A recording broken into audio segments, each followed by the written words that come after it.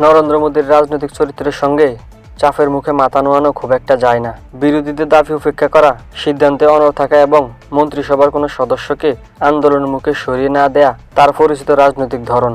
সেই মোদীকে এবার শিক্ষার্থীদের আন্দোলনের মুখে ধর্মেন্দ্র প্রধানের পদত্যাগ মেনে নিতে হলো। তেলাপোকা আন্দোলনের এটি প্রথম বড় জয়, মোদীর জন্য বিরল পিছু হটা। কিন্তু এই পদত্যাগেই কি সংকট কাটবে?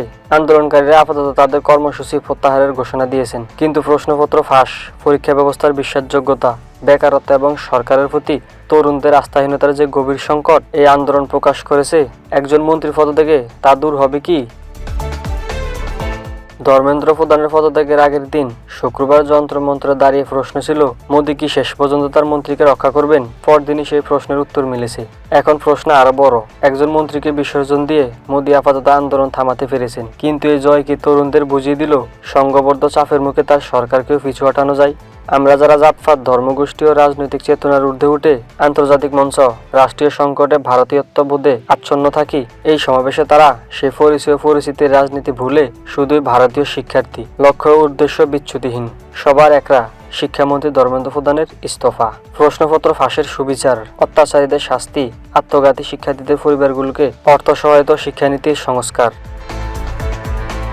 সেদিন আন্দোলনের ভিতরে কিছু সংশয় ছিল। ২৬ দিনের অনশন শেষে শিক্ষাবিদ ও পরিবেশ কর্মী সোনম ওয়াংচুক, কেন্দ্রীয় মন্ত্রী জেপি নাড্ডা ও জিতেন্দ্র সিং এর উপস্থিতিতে ফলের রস খাওয়াই সরকারের সঙ্গে কোনো সমঝোতা হয়েছে কিনা তা নিয়ে চাপা আলোচনা চলছিল। তবে সরকারের সঙ্গে বৈঠকে ছাত্র জনতা স্পষ্ট করে দেন, শিক্ষামন্ত্রীর পদত্যাগের দাবি থেকে তারা সরবেন না। পরদিন ধর্মেন্দ্র প্রধানের পদত্যাগ সে অনিশ্চয়তার অবসান ঘটায়।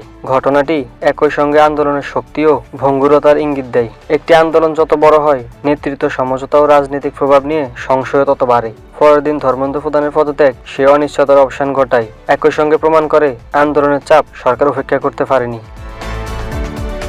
ডেস্ক রিপোর্ট, আমি এলটিভি।